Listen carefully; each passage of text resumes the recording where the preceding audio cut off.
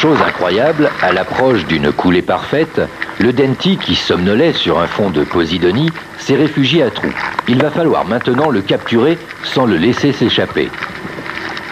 Il faut analyser la rague et le bloquer. Un premier tir pour faire du bruit et repositionner le poisson qui était hors de portée de la flèche, et le tour est joué. Du grand art.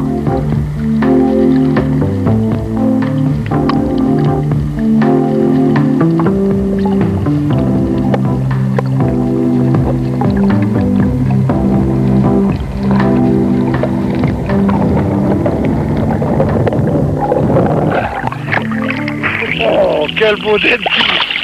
Oh, qu'il est beau! Il est beau! Oh, ses dents! Regarde ça, ses dents qu'il a! Quelle bête!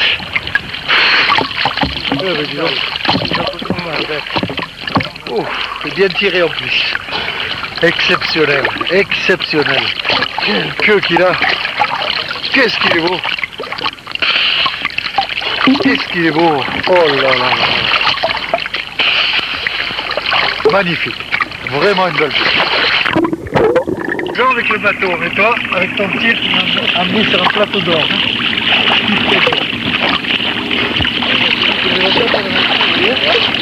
Comme ça. Combien il fait 5 kilos. Ah, plus que ça. Oh là là. Bien tiré.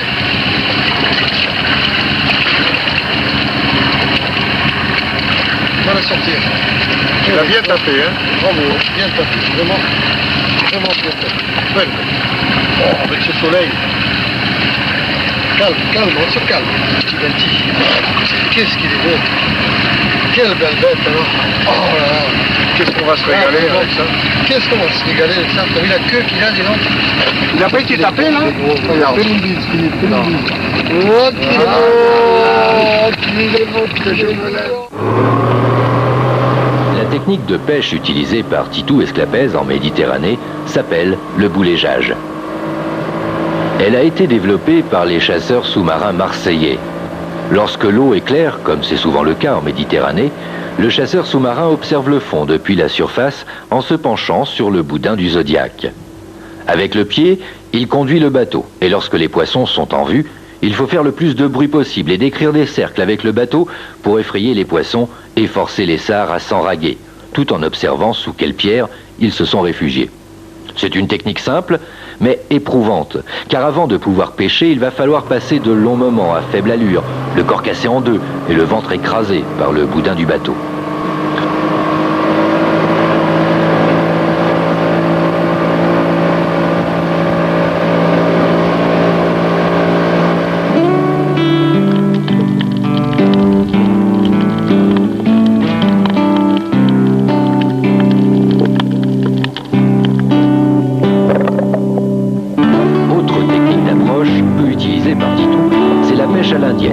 Elle consiste à approcher les poissons en utilisant les cachettes naturelles que procure le relief sous-marin.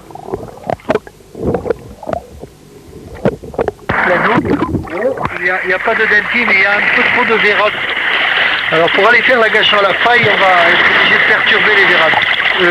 Attends, la faille elle est là. Hein. Ouais, je l'ai vu. Enfin, parmi les techniques utilisées pour la capture des poissons, on peut pratiquer l'agachon. Il s'agit de trouver un bon poste discret, de préférence le soleil dans le dos, pour ne pas être vu par le poisson, et rester immobile au fond de l'eau, pour que ce soit les poissons qui viennent aux chasseurs et non l'inverse, comme c'est le cas pour la pêche à l'indienne. Certains pêcheurs sont des adeptes de cette technique d'agachon, et ils ont accumulé par l'expérience des remarques sur la réaction du poisson, ce qui leur permet d'établir des règles empiriques et de progresser dans la connaissance du comportement. Et puisque nous parlons de sards, nous allons vous montrer les différentes espèces de sards que l'on rencontre en Méditerranée. Tout d'abord, voici le sard à tête noire. Il se caractérise par une grosse tache noire en longueur à la base de la tête. Il évolue en banc, sa taille reste modeste et on le pêche aussi à trous.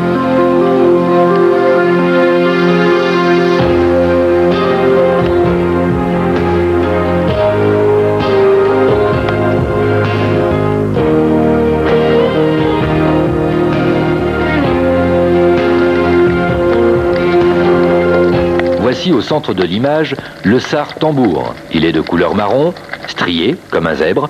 Lui par contre peut devenir très gros, 2 à 3 kilos. Mais il se fait de plus en plus rare. Hier, il y avait le tambour là, à la pointe là, de 3 kilos. Hein. Un tambour magnifique. Mais le tambour, c'est un poisson particulier. Hein. Il est malin, méfiant. Malin, oui, mais bon, on arrive à les classer.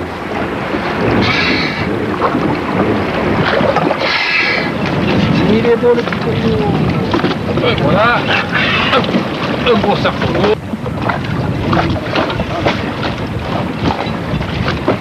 Bon, tu reviens faire un petit tour, Hugues, avec nous? Ouais, j'arrive.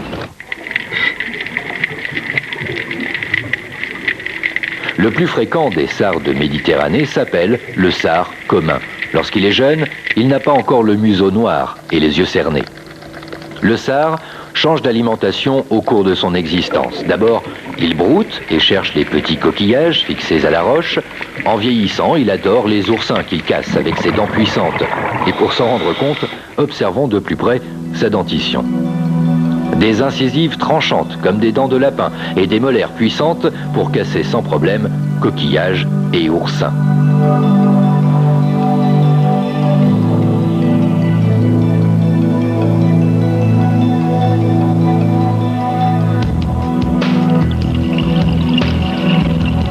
Voici enfin une autre espèce de sard. Il s'agit du becco fino. Son museau est plus allongé que le sard commun et sa robe le plus striée, avec de larges bandes noires. On peut le surprendre aisément avec la technique de la pêche à l'indienne. En vieillissant, il devient solitaire et assez gros.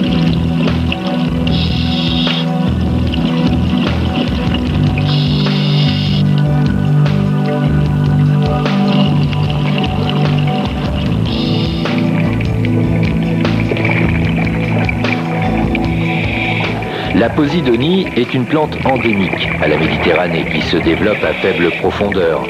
Les sards aiment la posidonie, ils vivent là, à la bordure des roches et des champs de posidonie. La posidonie est un abri idéal pour toutes sortes d'espèces qui trouvent gîte, couvert et camouflage. La posidonie joue un rôle essentiel dans la chaîne alimentaire. De plus, elle produit une grande quantité d'oxygène, nécessaire au développement de la vie. En explorant les roches aux abords de la Posidonie, il n'est pas rare de faire des rencontres intéressantes. Jean-Baptiste Esclapez le sait, et ce joli poulpe n'aura pas eu de chance aujourd'hui de se trouver sur le chemin de Titou. Les poulpes, il les attrape à la main, leur retourne la calotte et avec le couteau termine leur agonie par de petites incisions à la base de la tête.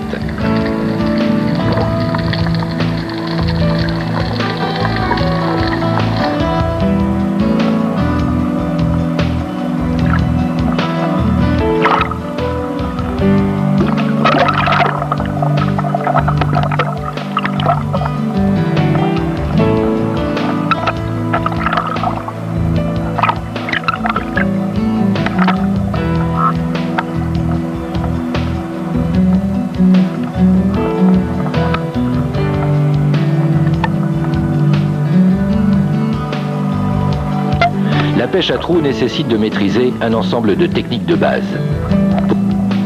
Pour être efficace à la pêche à trous, il faut pouvoir manier le fusil sous-marin dans n'importe quelle position, surtout si on pêche aux 90 cm, peu maniable dans ce genre de situation.